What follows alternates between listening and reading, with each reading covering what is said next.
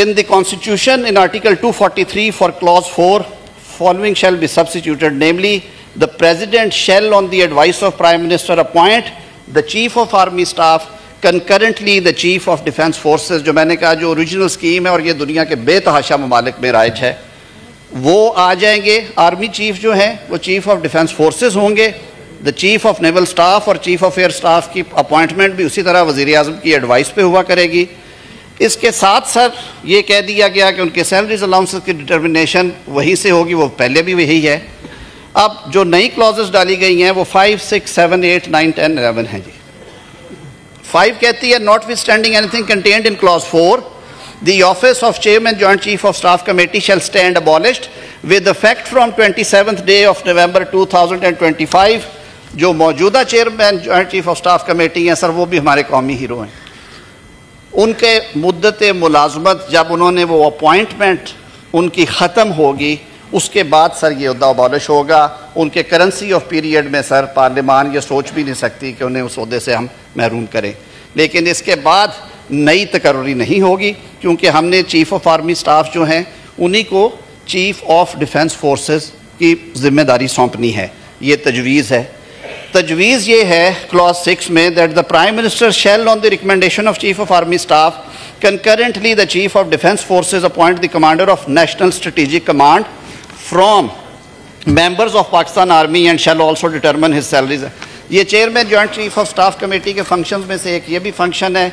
ये एक हसास मामला है सर। जो हमारे एसेट्स हैं, जो हमारे दफाई कैपेबिलिटीज़ हैं, मिसाइल सिस्टम है, दीगर कैपेबिलिटीज़ हैं, न्यूक्लियर कैपेबिलिटीज़, उसके लिए एक रिस्पॉन्सिबिलिटी है। तो इसकी अपॉइंटमेंट भी वज़ीर आज़म करेंगे। Where the federal government promotes a member of armed forces to the rank of field marshal, marshal of air force and admiral of fleet, such officer shall retain the rank privileges and remain in uniform for life। दुनिया के बहुत सारे मुल्कों में ये rise है। Command वो relinquish कर देंगे। अगर वो चीफ ऑफ एयर हैं तो अपना टाइम जब उनका मुकम्मल होगा वो कमांड रिलिंक्विश करेंगे।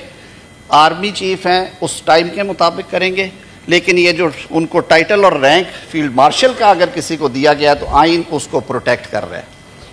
9 में है the provisions of article 248 as applicable to president shall mutatis mutandis apply to field marshal, marshal of air force and admiral fleet. जो मैंने बात की है कि फिर ये नहीं है कि एक बंदे ने अपनी सारी उम्र दी, उसने इस मुल्क की खिदमत में एक जंग जीती, एक नहीं कई और महाजों पे कामयाबी हासिल की, कौम ने उसे इस टाइटल से नवाजा, तो ये फ़र्द वाहिद का फ़ैसला नहीं होगा कि आप ये टाइटल वापस ले लें। ये इस ऐवान का इख्तियार है।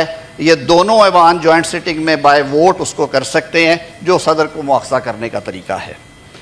Sir on completion of term of his command, ये वो बात है जिसकी वजाहत में under the law the federal government shell determine the responsibilities and duties of field marshal, marshal of air force and admiral of fleet in the interest of state।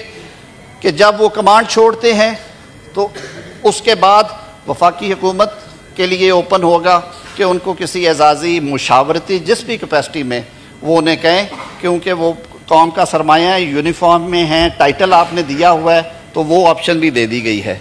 The president shall on the advice of Prime Minister determine the salary allowances and so of the officers of these 3 forces। तो sir ये सारी वो बात थी आपके सामने इसलिए रखी है कि अब आपने इन चीज़ों के ऊपर डिबेट करना है।